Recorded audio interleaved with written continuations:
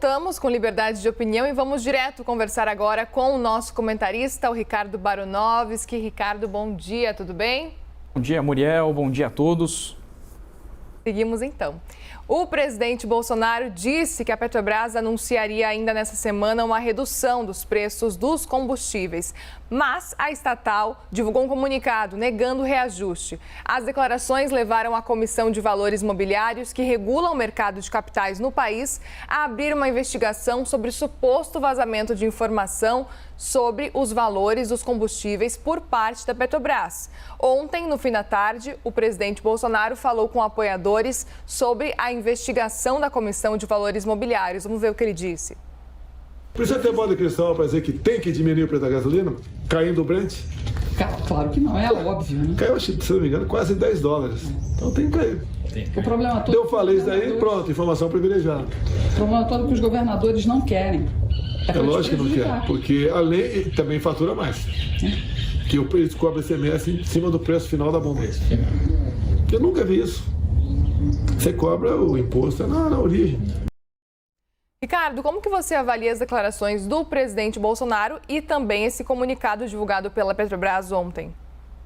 É impressionante, Muriel, como a ideologia tolhe o raciocínio e tira a inteligência de quem analisa, né? Muitas vezes eu me anuncio como garantista, mas quando é o interlocutor que não me agrada, eu não analiso os fatos e simplesmente eu resolvo julgar a pessoa. A história registra isso é fruto do movimento revolucionário. Quantas vezes se manobrou as massas, a população em torno de uma ideologia? Posso trazer alguns registros aqui, o nazismo, o comunismo, são massas que destruíram o mundo em torno de um propósito, de uma ideologia, de uma salvação da pátria. E hoje eu vejo esse discurso no país, ninguém mais consegue fazer um discurso sereno, um discurso neutro, impessoal, objetivo, técnico, por dois motivos. Primeiro, porque eu escolho um salvador da pátria e o que ele fizer está certo ou está errado, para os dois lados, per fas et nefas, para o bem ou para o mal. E em segundo lugar, porque eu já não tenho mais a capacidade de pensar, diria Eric Voegelin, a ideologia retira da gente a capacidade de julgamento. Se eu olho aquele sujeito que me agrada ou desagrada, simplesmente eu já tenho uma posição formada e não me interessa mais analisar o que ele disse. Vamos tentar então ser técnicos, informacionais, e é o papel nosso aqui como divulgador de informações sempre se pegar aos fatos, e é isso que eu me proponho nesse quadro sempre. O que nós temos aí é a CVM, ela é uma autarquia ligada ao Ministério da Economia, criada em 76, e ela faz a regulação e a disciplina do mercado mobiliário. Ela é extremamente importante para que ela garanta a serenidade e o bom funcionamento dos mercados imobiliários, ou seja, o equilíbrio do mercado.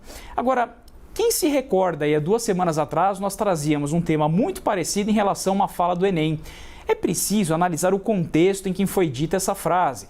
Aquele discurso tradicional lá no seu cercadinho é um discurso político, não é um discurso informacional.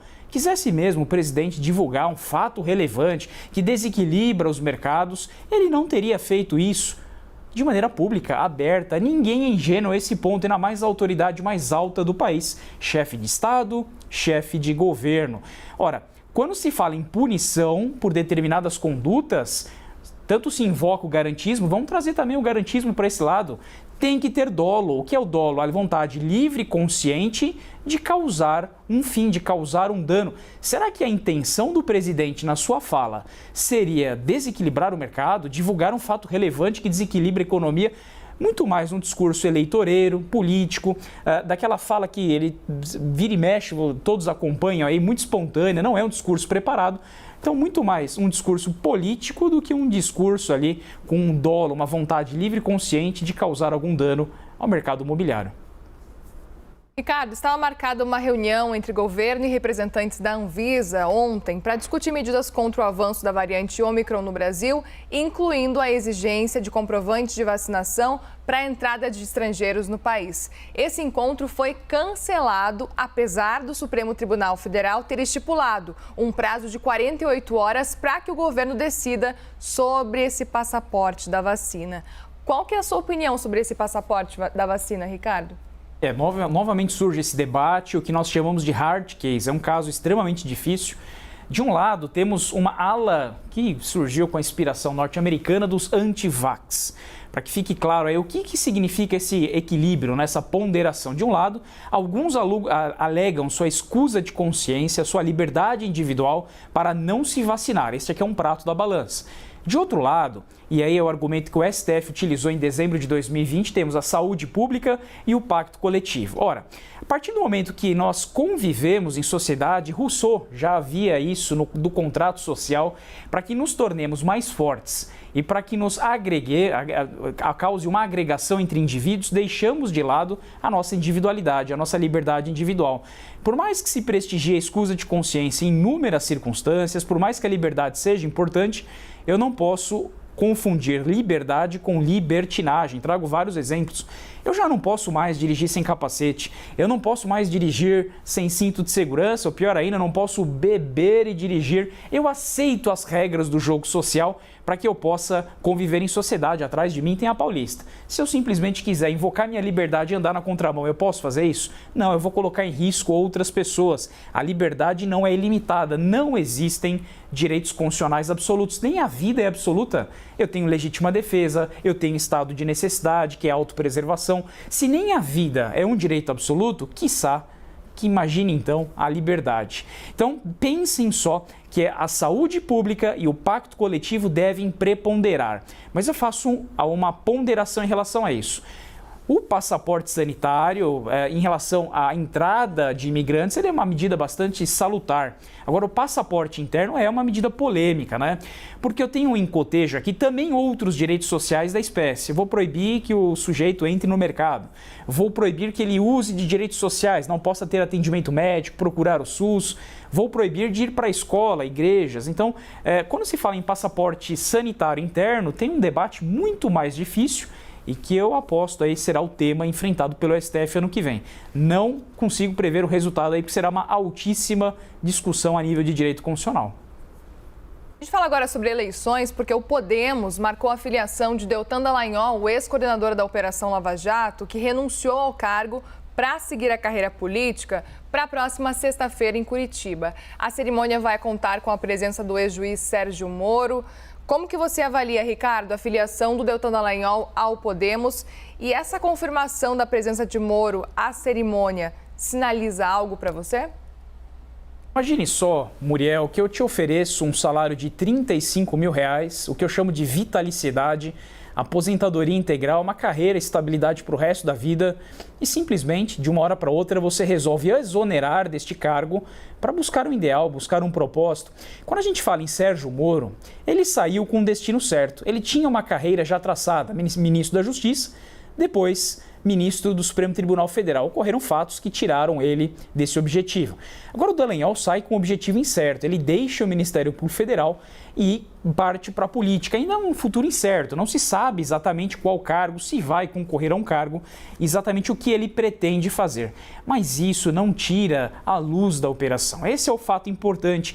Desde que comecei na minha profissão, acho que todos que assistem aí estão acostumados a dizer, eu ouvi as seguintes frases: só pobre vai preso, esse país os ricos saem impunes, e o que nós dizemos na criminologia são os crimes de colarinho azul. Faz uma alusão aos macacões aí dos operários norte-americanos.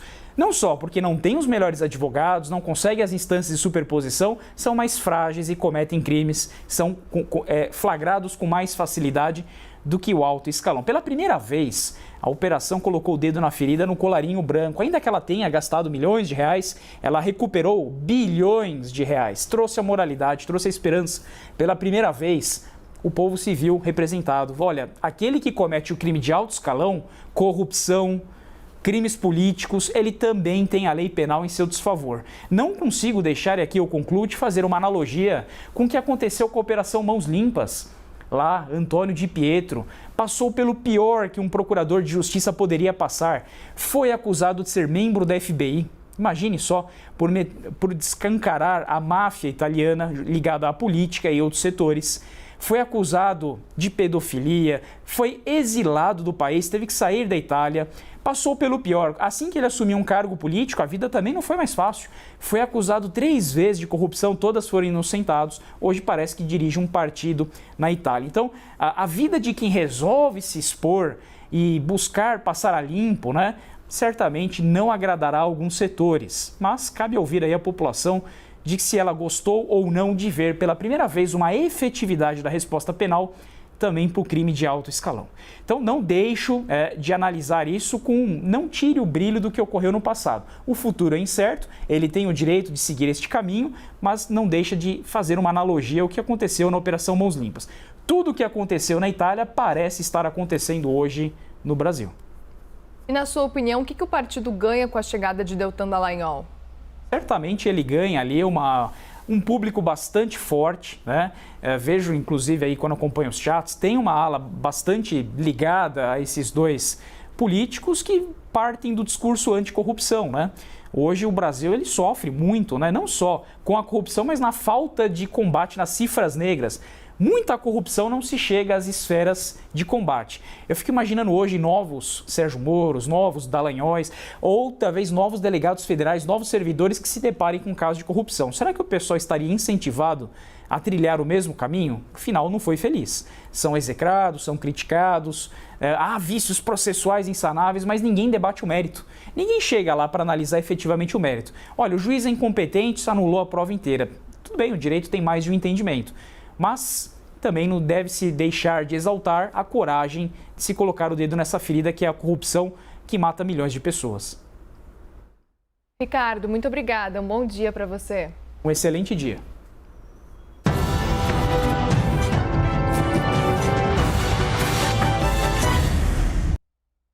As opiniões emitidas pelos comentaristas do quadro não refletem necessariamente a posição da CNN.